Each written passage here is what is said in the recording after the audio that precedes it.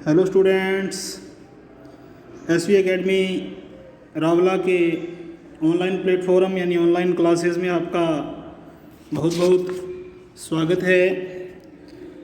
आज हम पढ़ेंगे कक्षा 9 की क्षितिज हिंदी पुस्तक का लेसन नंबर 2 लहासा की ओर, जिसके लेखक हैं राहुल सांकृत्यायन, और इनका परिचय हमने पढ़ लिया था और किस प्रकार उन्होंने 1929-30 में प्रथम तिब्बत यात्रा की और उस समय भारतीयों को तिब्बत यात्रा की अनुमति नहीं थी और इसीलिए उन्होंने एक छद्म वेश धारण किया, यानी कि एक भिखमंगे के वेश में उन्होंने तिब्बत में प्रवेश किया और वहाँ की यात्रा की और तिब्बत की राजधानी लहासा की ओर जाने वाले रास्तों का उन्होंने बहुत ही अच्छे तरीके से वर्णन किया है। उन रास्तों का वर्णन बहुत ही रोचक शैली में इन्होंने किया है और इस यात्रा वृत्तांत में हमें उस समय के तिब्बती समाज के बारे में भी जानकारी प्राप्त होती है। तो आज हम पढ़ेंगे उस लेसन को लहासा की और तो पढ़ते हैं। वह नेपाल से तिब्बत जाने का मुख्य रास्ता है। फरी कलिडपोड का रास्ता जब नहीं खुला था तो नेपाल ही नहीं, हिंदुस्तान की भी चीज़ें इसी रास्ते तिब्बत जाया करती थी। तो नेपाल से तिब्बत जाने का मुख्य रास्ता था फरी कलिडफोल्ड। जब ये रास्ता नहीं खुला हुआ था तब नेपाल ही नहीं, हिंदुस्तान की चीज़ें भी इसी रास्ते से या इसी माध्यम से, इसी वे से तिब्बत जाया करती थी। यह व्यापारिक ही नहीं, सैनिक रास्ता भी था, यानी कि यह व्यापार करने का रास्ता भी नहीं था, इसके साथ साथ यह सैनिक रास्ता भी था, यानी कि सेना भी इसी के माध्यम से, इसी रास्ते से होती हुई जाती थी भी। इसीलिए जगह जगह फौजी चौकियां और किले बने हुए हैं, यानी कि जब इस रास्ते से जाते हैं, क्योंकि फौजी रास्ता भी है, सैनिक रास्ता भी है, इसीलिए इस रास्ते से जब भी निकलते हैं तो जगह जगह पे पुलिस यानी कि फौजियों की चौकियां बनी हुई हैं और किले भी बने हुए हैं, जिनमें कभी चीनी पलटन रहा करती थी। यहाँ पलटन का मतलब है सेना की टुकड़ी, सेना की टुकड़ी, जिनमें कभी चीनी पलटन रहा करती थी, यानी कि चीनी सेना रहा करती थी। आजकल बहुत से फौजी मकान गिर चुके हैं, यानी कि जो चौकियाँ और जो किले बने हुए थे वो आज जिस समय उन्होंने यात्रा की है कवि राहुल सांकृत्यायन ने, तो उस समय वो क्या हुए थे, गिर चुके थे, यानी कि यहाँ तो गिरे हुए थे या बहुत ही ज़्यादा जर्जर अवस्था में थे भी। दुर्ग के किसी भाग में, यानी कि दुर्ग मतलब किला, गढ़, दुर्ग के किसी भाग में जहाँ किसानों ने अपना बसेरा बना लिया है, यानी कि आसरा बना लिया है, आश्रय स्थल, रहने का स्थान बना लिया है, वहाँ घर कुछ आबाद दिखाई पड़ते हैं, वहाँ कुछ घर आबाद दिखाई पड़ते हैं। आबाद दिखाई देने का मतलब है यानी कि वहाँ कुछ घर बसे हुए हैं, अर्थात लोग बाग कुछ वहाँ रहते हैं। ऐसा ही परित्यक्त एक चीनी किला था। चीनी किला का मतलब होता है दुर्ग। परित्यक्त आश्रय स्थल से संबंधित कह जाते हैं, यानी कि गिरा हुआ। ऐसा ही परित्यक्त एक चीनी किला था। हम वहाँ चाय पीने के लिए ठहरे, तो हम वहाँ चाय पीने के लिए ठहरे, यानी कि रुके। तिब्बत में यात्रियों के लिए बहुत सी तकलीफ़ें भी है, यानी कि जब तिब्बत की यात्रा करते हैं तो यात्रियों के लिए बहुत ज़्यादा तकलीफ़ें हैं, मुश्किलें हैं, विशेषकर भारतीयों के लिए, क्योंकि भारतीयों को तब तिब्बत की यात्रा करने की परमिशन या अनुमति नहीं थी कि यानी कि भारतीय लोग तिब्बत की यात्रा कर ही नहीं सकते थे। इसलिए इन्होंने कहा है कि तकलीफ़ें भी है और कुछ आराम की बातें भी, इसके साथ दिक्कतें तो हैं ही हैं, इसके साथ साथ कुछ आराम की बातें भी राहुल सांकृत्यायन ने बताई हैं। वहाँ जाति पांति छुआछूत का सवाल ही नहीं है। वहाँ जिस प्रकार से भारतीय लोगों में बहुत सारे बैकवर्ड एरिया हैं, पिछड़े क्षेत्र हैं, जहाँ आज भी जाति पांति और छुआछूत का भेदभाव चलता है, ये जो पाखंड है, ढोंग है, ये अभी भी चलते हैं। परंतु उस समय की बात है 1929-30 की, जब इन्होंने यात्रा की थी, तो वहाँ सबसे बड़ी आराम की बात यह है कि वहाँ जाति पांति और छुआछूत का कोई सवाल ही नहीं है। यानी अर्थात जाति पांति और छुआछूत वहाँ बिल्कुल ही नहीं है। और न औरतें पर्दा करती हैं, यानी कि न ही जैसे भारतीय हिंदू परंपरा है कि औरतें पर्दा करती हैं, घूंघट निकालती हैं, कहने का मतलब है, तो वहाँ घूंघट निकालने की यानी कि पर्दा करने की कोई परंपरा नहीं है। अर्थात कोई भी औरत पर्दा नहीं करती, अर्थात घूंघट नहीं निकालती।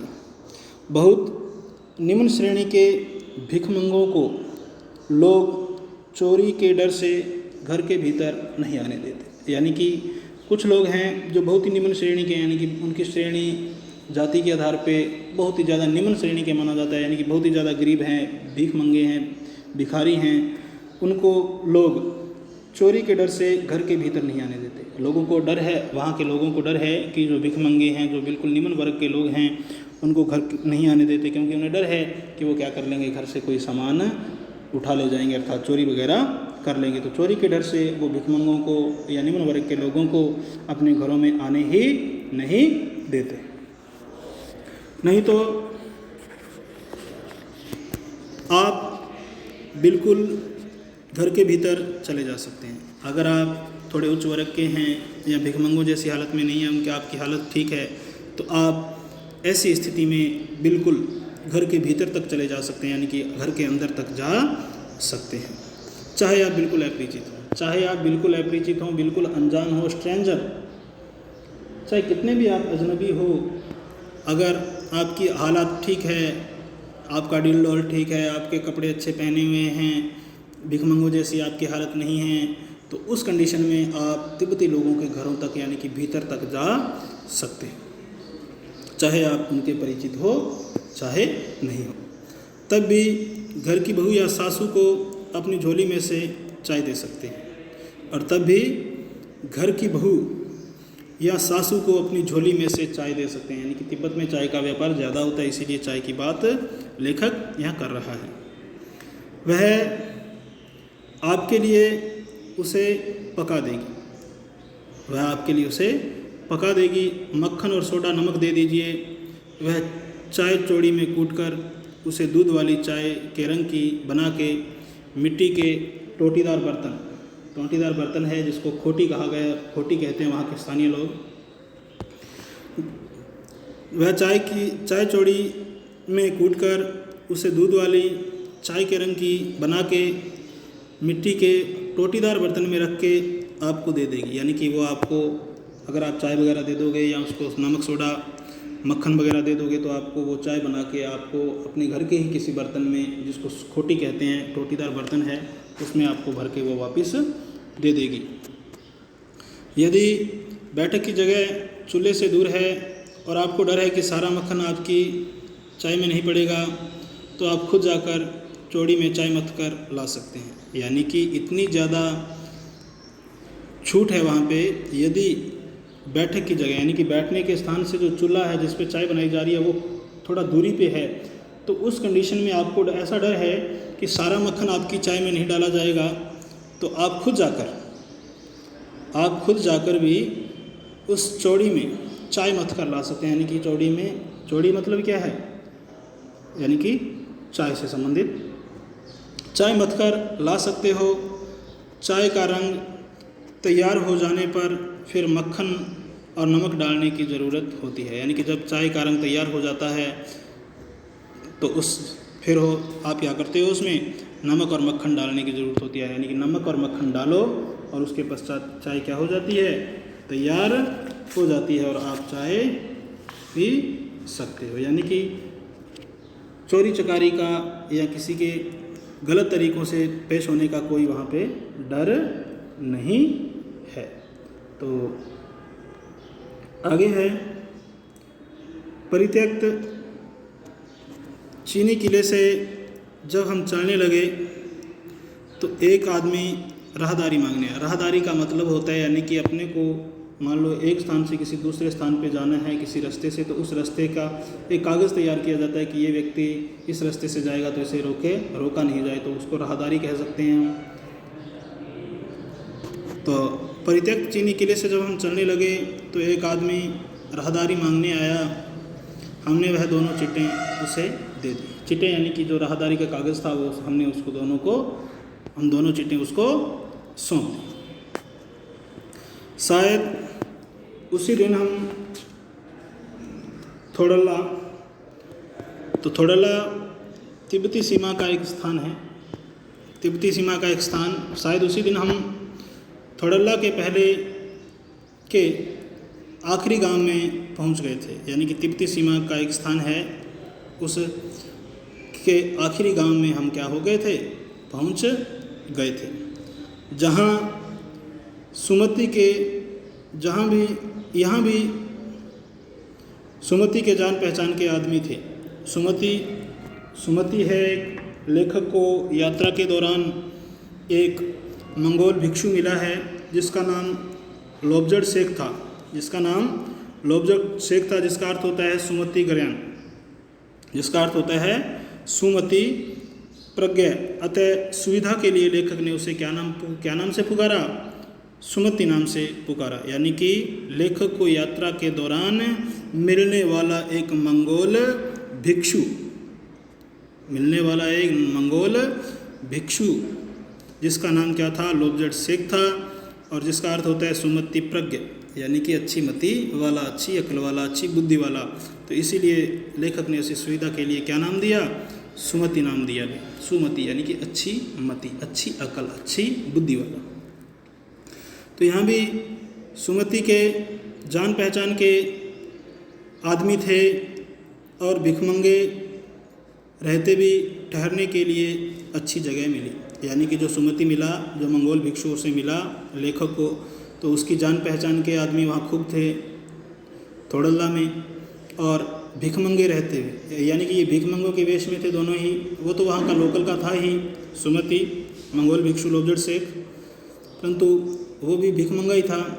तो भिखमंगे रहते भी ठहरने के लिए अच्छी जगह मिली। यानी कि भिखमंगे थे, भिखारी थे, इसके बावजूद भी उनको अच्छी जगह मिल गई। वैसे तिब्बत में ऐसी परंपरा है कि जो भिखमंगों को है लोग घरों में ही घुसने तक ही नहीं देते, क्योंकि उन्हें चोरी चकारी का डर रहता है। परंतु इसके बावजूद भी लेखक को जो लोबजड शेख मिला, यानी कि सुमति मिला, उसके साथ रहने के लिए बहुत ही अच्छा स्थान मिल गया। 5 साल बाद हम इसी रास्ते लौटे थे और भिखमंगे नहीं। 5 साल बाद हम फिर इसी रास्ते से लौटे थे और भिखमंगे नहीं, एक भद्र यात्री के वेश में, भद्र यानी कि अच्छा, सभ्य, एक भद्र यात्री के वेश में घोड़ों पर सवार होकर आए थे। किंतु उस वक्त किसी ने हमने रहने के लिए जगह नहीं दी, परंतु उस समय हमें किसी ने भी रहने के लिए किसी भी प्रकार की कोई जगह नहीं दी थी। और हम गांव के एक सबसे गरीब झोपड़े में ठहरे थे। और दुर्भाग्य की बात क्या रही कि जब हम भिखमंगे थे तो हमें रहने के लिए अच्छा स्थान मिला, परंतु जब हम अच्छी कंडीशन में थे, एक भद्र पुरुष के रूप में थे, घोड़ों पे सवार होकर भी आए थे, तो उस समय हमें किसी ने भी ठहरने के लिए जगह नहीं दी थी। और हम कहाँ रुके, गांव के एक सबसे गरीब झोपड़े में, एक गरीब कुटिया में जाकर ठहरे थे। बहुत कम लोगों की उस वक्त की मनोवृत्ति पर ही निर्भर है। बहुत कुछ लोगों की उस वक्त की मनोवृत्ति का मतलब होता है मन की आदत। जो मन की आदत थी उसी पे ये निर्भर रहता है। खासकर शाम के वक्त छड़ पीकर बहुत कम होश आवास को दुरुस्त रखते हैं, खासकर शाम के वक्त। छड़, छड़ यानी कि एक प्रकार की शराब, नशीला पदार्थ, मादक पदार्थ, नशीला पदार्थ जो शरीर में खून के वेग को बढ़ाता है और आदमी अपनी थोड़ी सुध-बुध खो बैठता है। जिस प्रकार लोग शराब वगैरह के नशे में आपने देखे होंगे, तो उसी प्रकार यानी कि कह रहा है, खासकर शाम के वक्त छड़ पीकर यानी कि शराब वगैरह पीकर बहुत कम होश हवास को दुरुस्त रखते हैं, यानी कि बहुत ही कम लोग हैं जो अपने होश व हवास में रहते हैं। तो आज के लिए स्टूडेंट्स इतना ही। तो इसमें हमें बाकी का लेसन हम कल पढ़ेंगे। तो इसमें से एक प्रश्न करना है। पहला प्रश्न है जो अभ्यास प्रश्न दे रखा है, थोडल्ला के पहले के आखिरी गांव पहुंचने पर भिखमंगे के वेश में होने के बावजूद लेक को ठहरने के लिए उचित स्थान मिला, जबकि दूसरी यात्रा के समय भद्रवेश भी उन्हें उचित स्थान नहीं दिला सका, ऐसा क्यों? तो इस प्रश्न का उत्तर जो अभी हमने लेसन पढ़ा है, तो यहाँ इसका लेसन, इस क्वेश्चन का उत्तर आपको मिल जाएगा। तो आज के लिए इतना ही, बाकी का हिस्सा इस लेसन का हम पढ़ेंगे कल। तो आज के लिए इतना ही। बहुत बहुत धन्यवाद। जय हिंद, जय भारत।